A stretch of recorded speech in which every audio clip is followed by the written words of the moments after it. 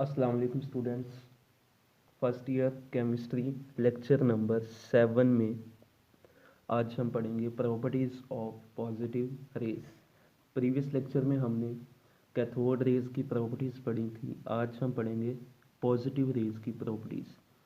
Positive raise या discovery of proton हमने पिछले लेक्चर्स में पढ़ लिया था। आज हम उन्हीं पॉजिटिव रेज, उन्हीं प्रोटॉन्स की प्रॉपर्टीज़ पढ़ेंगे।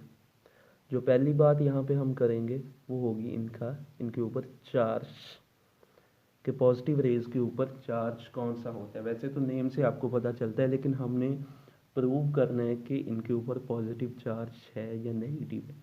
जिस तरह आपने कैथोड रेज के ऊपर चार्ज जो है वो कैसे मालूम किया था, कि उन कैथोड रेज को रखा था इलेक्ट्रिक या मैग्नेटिक फील्ड में, मैग्नेटिक या इलेक्ट्रिक फील्ड में रखा था। और जब आपने कैथोड रेज को इलेक्ट्रिक या मैग्नेटिक फील्ड में रखा था तो आपने देखा था वो रेज पॉजिटिव प्लेट की तरफ मूव किया उन्होंने, जिसकी वजह से आपने कहा कि कैथोड रेज के ऊपर चार्ज है नेगेटिव। जब आपने इन पॉजिटिव रेज को इलेक्ट्रिक और मैग्नेटिक फील्ड में रखा तो ये पॉजिटिव रेज इन्होंने इस इलेक्ट्रिक फील्ड की नेगेटिव प्लेट की तरफ झुकाव जो है वो दिखाया। जब ये पॉजिटिव रेज इस इलेक्ट्रिक फील्ड की नेगेटिव प्लेट की तरफ झुकी तो इससे ये बात प्रूव हो गई कि इनके ऊपर कौन सा चार्ज है, पॉजिटिव चार्ज है, क्योंकि नेगेटिव की तरफ वही जाएगा जिस पर पॉजिटिव चार्ज हुआ। ये बात हो गई इनके ऊपर चार्ज की। नेक्स्ट,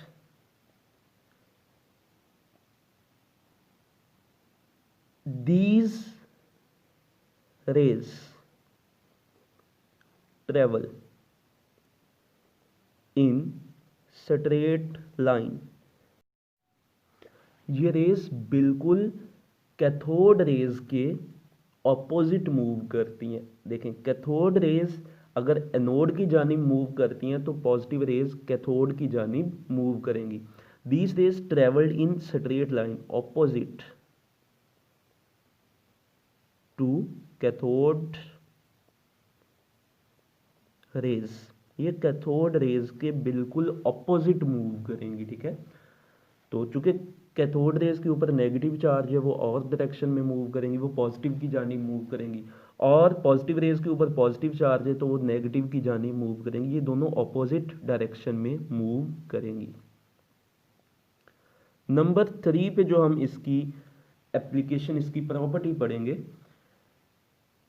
जब जिस तरह कैथोड रेज डिस्चार्ज ट्यूब के साथ या किसी और फॉर एग्जांपल एल्युमिनियम या टिन स्टोन के ऊपर फॉल करती थी तो फ्लैश पैदा होती थी, इसी तरह जब ये पॉजिटिव रेज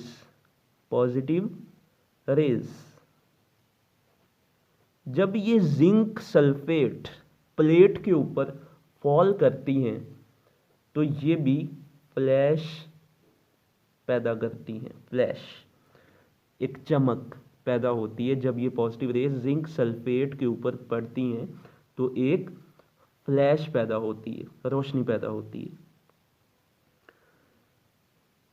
नेक्स्ट, नंबर 4 पे जो हम बात करेंगे वो होगी इनकी charge to mass ratio, E/m value की बात करेंगे। E/m वैल्यू, यहाँ पे MCQ भी आ सकता है, ये शॉर्ट क्वेश्चन भी आ सकता है, कि जो पॉजिटिव रेज उनकी जो E/m वैल्यू है वो स्मॉलर है E/m वैल्यू ऑफ इलेक्ट्रॉन के, कि E/m वैल्यू प्रोटॉन की छोटी है और इलेक्ट्रॉन की वैल्यू बड़ी है।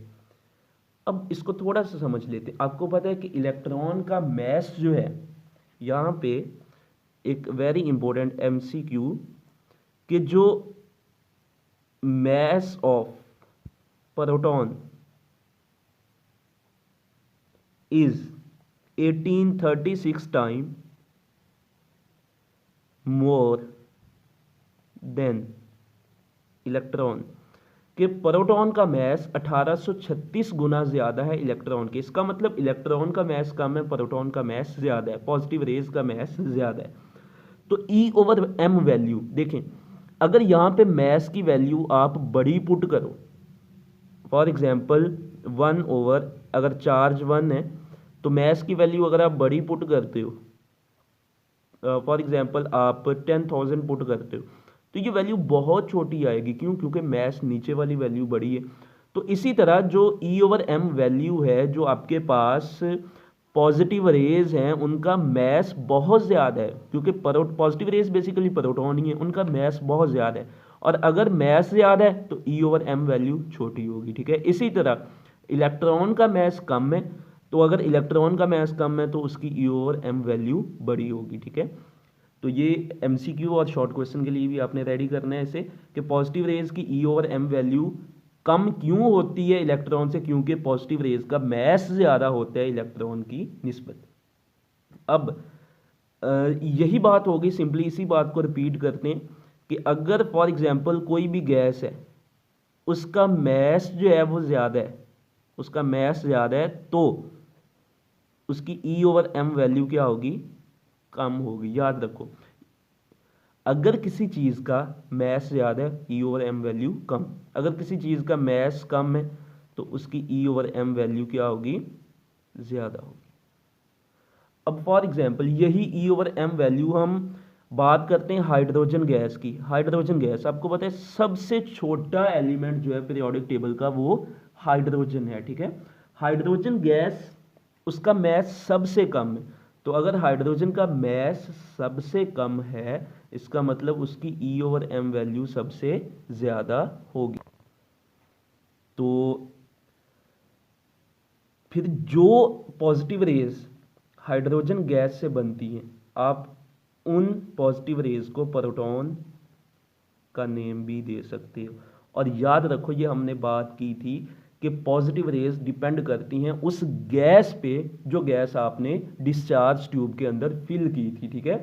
क्योंकि पॉजिटिव रेज उसी गैस से ही बनती है। जब वो गैस आयोनाइज होती है तो तब भी पॉजिटिव रेज बनती हैं। तो अगर वो गैस हाइड्रोजन है और हाइड्रोजन के होने से फिर जो रेज बनेंगी उन रेज को आप प्रोटॉन कह सकते हैं। क्यों? इसका थोड़ा सा समझ लेते हैं। जो हाइड्रोजन है, आपको पता है उसका एटॉमिक नंबर 1 है, एक प्रोटॉन, न्यूट्रॉन कोई नहीं होता, एक इलेक्ट्रॉन। अब ये हाइड्रोजन है, इस हाइड्रोजन की जब आयोनाइजेशन होगी, for example electron, high beam of electron इस इलेक्ट्रॉन को हिट करेंगे तो ये इलेक्ट्रॉन यहाँ से निकल जाएगा। जब यहाँ से निकल जाएगा तो ये इलेक्ट्रॉन यहाँ से निकल गया। अब न्यूक्लियस में एक प्रोटॉन है, न्यूट्रॉन कोई नहीं है, इलेक्ट्रॉन भी निकल गया, H पॉजिटिव बन गया, पॉजिटिव रेज बन गई। अब हाइड्रोजन की वजह से ये जो पॉजिटिव रेज बनी, इसमें कोई इलेक्ट्रॉन नहीं है, कोई न्यूट्रॉन नहीं है, जस्ट एक प्रोटॉन है। तो इसी वजह से आपने कहा कि हाइड्रोजन चूंकि सबसे छोटा एलिमेंट है, इसकी वजह से जो पॉजिटिव रेज बनती हैं उसको आप प्रोटॉन का नेम भी दे सकते हो। और ये बात किसने कही? ये बात कही रदरफोर्ड ने, रदरफोर्ड, कि हाइड्रोजन से जो आपके पास पॉजिटिव रेज बनती हैं उनको आप प्रोटॉन का नेम भी दे सकते हो। इसी तरह ये बात हो गई कि जो इस पॉइंट को आपने अच्छी तरह समझना है, इसमें MCQs याद हैं कि जो प्रोटॉन का मैस है वो 1836 टाइम्स ज़्यादा है देन इलेक्ट्रॉन। नेक्स्ट हमारे पास जो टॉपिक है that is discovery of neutron. Neutron की डिस्कवरी सबसे पहले 1886 से लेकर 1895 या 1897 तक जो इलेक्ट्रॉन और प्रोटॉन थे, यानी कि जो पॉजिटिव रेज और जो कैथोड रेज थी वो डिस्कवर हो चुकी थी, उनकी प्रॉपर्टीज कंप्लीटली डिस्कवर हो चुकी थी। लेकिन ये जो न्यूट्रॉन है ये बहुत लेट 1932 को डिस्कवर हुए।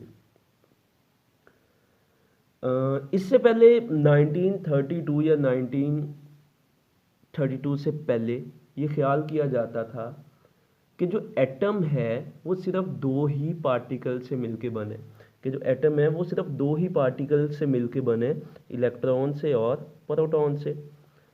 लेकिन एक साइंटिस्ट था रदरफोर्ड। अभी हमने पढ़ा कि रदरफोर्ड ने हमें ये बताया था कि जो प्रोटॉन का मैस है वो 1836 टाइम्स ज़्यादा है मैस ऑफ इलेक्ट्रॉन के। तो रदरफोर्ड एक साइंटिस्ट था, उसने 1920 को एक साइंटिस्ट था Rutherford,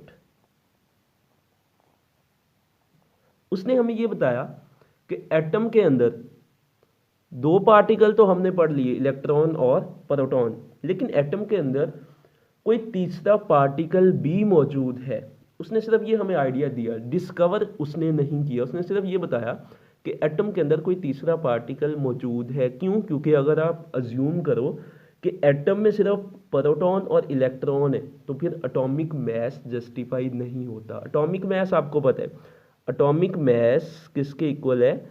some of proton plus neutron के। अब जब रदरफोर्ड ने देखा कि अगर हम एटम में सिर्फ प्रोटॉन और इलेक्ट्रॉन को लेते हैं तो एटॉमिक मैस जस्टिफाई नहीं होता, क्योंकि इलेक्ट्रॉन का मैस तो बहुत कम है प्रोटॉन की निस्बत। फिर रदरफोर्ड ने कहा कि इसमें मजीद कोई तीसरा पार्टिकल मौजूद है। ये रदरफोर्ड ने कहा 1920 को। तो 1932 को एक साइंटिस्ट था चैडविक, उसने न्यूट्रॉन को डिस्कवर किया और इसी बेस पे इसको नोबेल प्राइज भी दिया गया फॉर डिस्कवरी ऑफ न्यूट्रॉन। अब इसने न्यूट्रॉन को कैसे डिस्कवर किया? इसने एक पोलोनियम मेटल ली। पोलोनियम मेटल, ये यहाँ पे पोलोनियम मेटल लगी हुई है। जो पोलोनियम मेटल है ये एक रेडियो एक्टिव मेटल है जो कि रेडिएशन एमिट करती है। और पोलोनियम मेटल कौन सी रेडिएशन एमिट करती है? Polonium metal alpha particle emit करती है, और अल्फा पार्टिकल का दूसरा नाम हीलियम भी है। एमसीक्यू आ सकता है कि which one of the alpha particle, तो हीलियम के न्यूक्लियाई को यानी कि हीलियम को आप अल्फा पार्टिकल भी कह सकते हो। तो पोलोनियम एक रेडियो एक्टिव मेटल है।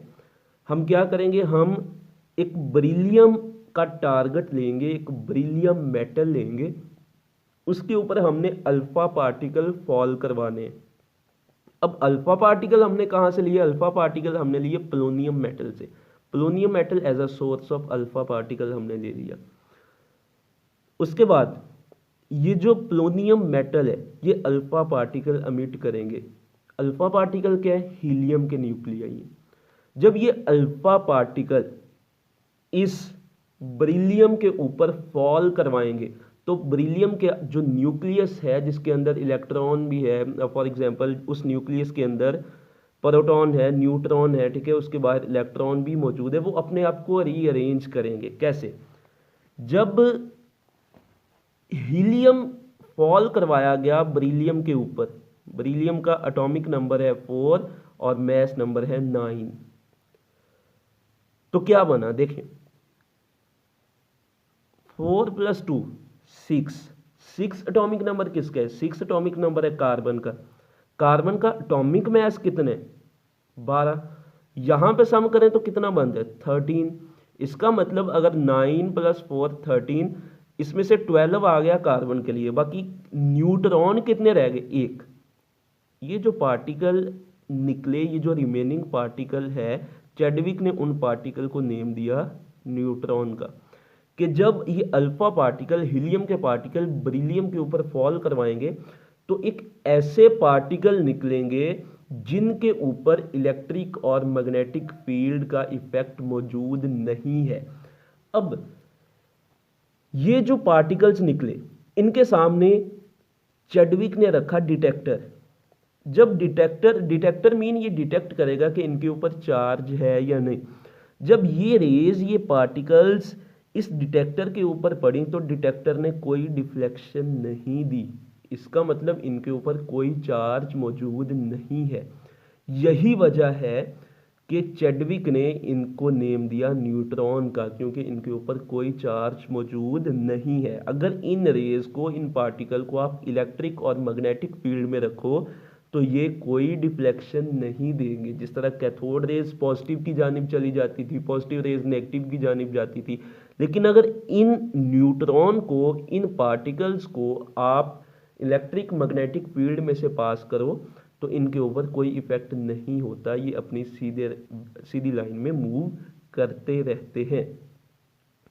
इन न्यूट्रॉन को आप पेनिट्रेटिंग पार्टिकल भी कह सकते हो, क्योंकि ये किसी भी बॉडी के अंदर पेनिट्रेट, घुस जाने की सलाहियत रखते हैं।